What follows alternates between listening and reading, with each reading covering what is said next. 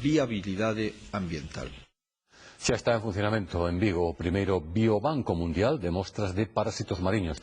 Este organismo permitirá mitigar o impacto dos parásitos que están presentes na pesca como o anisakis, un dos máis coñecidos para todos, o que reforzará a seguridade dos alimentos que chegan ao consumidor. Ademais, tamén contan con poder contribuir a que haxa menos parásitos na natureza.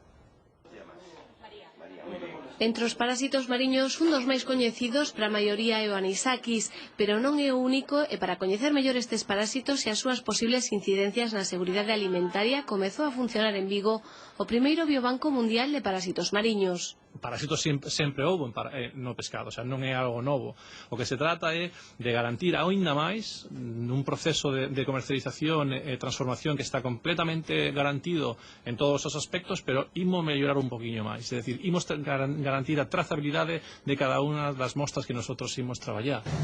O Biobanco terá o seu nodo central no Instituto de Investigacións Mariñas aquí en Vigo, pero haberá outros 3 subbiobancos en Bergen, Madrid e Roma.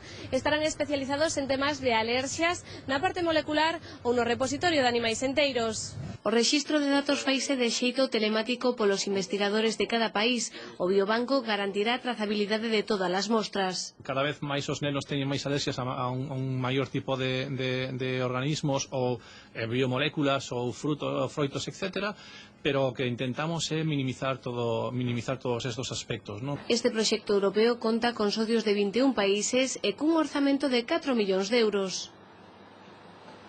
Hoxe comezou a vendima